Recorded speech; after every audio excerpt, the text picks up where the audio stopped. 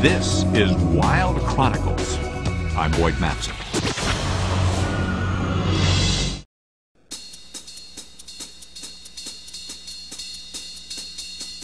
The Mekong River system is one of the biggest and most productive in the world. More than 2 million tons of fish hauled out of this river every year. There are over 1,000 species of fish in these waters. Only the Amazon and the Congo have greater diversity. More large fish occur in the Mekong than in any other river in the world. This may be because of the river's amazingly high productivity and large expanses of floodplain habitat. Its size and length also mean that these waters provide plenty of room to grow.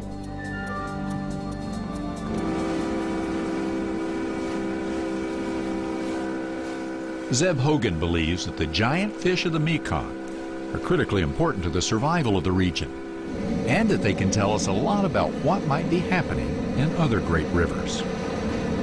I was out here working and seeing what was happening, and wanted to do something to try to stop the fish from going extinct. The World Wildlife Fund researcher has literally immersed himself in these waters for 9 years. Gone fishing, you could say, for what could be the river's greatest asset. This is the Mekong River catfish. It is a beast and has been known to weigh over 600 pounds. But they're getting harder and harder to find. Because of Zeb's work, they have finally been listed as critically endangered, although it's nearly impossible to estimate their exact population. Well, nobody really knows how many fish are left in the river. What we do know is that 100 years ago, fishers were catching hundreds, if not thousands of fish. And these days, in a good year, fishers catch 10 to 15 fish.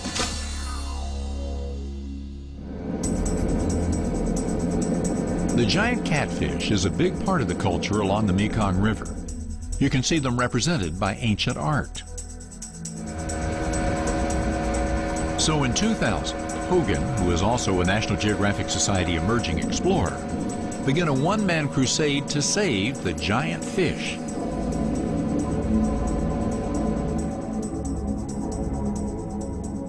And tagged and released 65 kilos. Yes. Zeb first went after the fishermen. Oh, so it really starts to increase now. We made an agreement with fishermen, with the fishers that catch the fish, that when they caught one of the fish, they would contact us, and then we would reimburse them for the fish. We would pay them for the fish. Then we take the fish. We have a special rehabilitation tank where we'll place the fish in clean water with antibiotics. We leave the fish in the tank for a few hours. When the fish seems strong, we take that tank out into the middle of the river, tag the fish, and then release it back into the Tonle Sap River so that it can continue its migration. These days, Zeb is working with the Cambodian government and has had to change his tactics.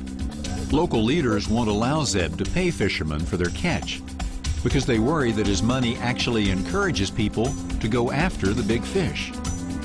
Now, these enormous creatures are protected, and fishermen are required to release all giant catfish. 1.3. But Zeb's work with locals suggests that the population of these aquatic giants is spiraling down. The first year I was here, they caught 11 fish, and every year since, the catch has been slowly declining. But overfishing may be only part of the problem. We only know of one spawning location for Mekong giant catfish, and that's in far northern Thailand. That area of northern Thailand is just downstream of a series of dams that China's constructed within the last 10 years. And it's also in an area that's being blasted and dredged. I never heard about anyone in the drift net catching the giant catfish. Zeb is also working to help the fish regain its celebrity status among the locals who live and depend upon the Mekong River for their livelihood.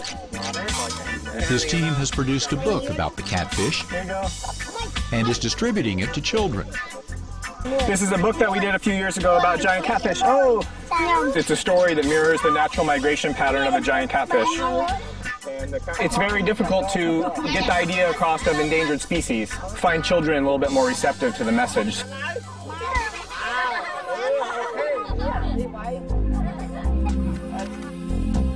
Zeb believes that as goes the giant catfish, so goes the Mekong. And if the river can't support these giant beasts, then it probably won't be able to support the people on its shores for much longer.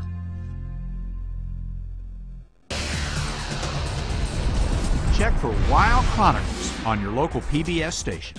Sponsored by National Geographic Mission Programs, taking science and exploration into the new millennium.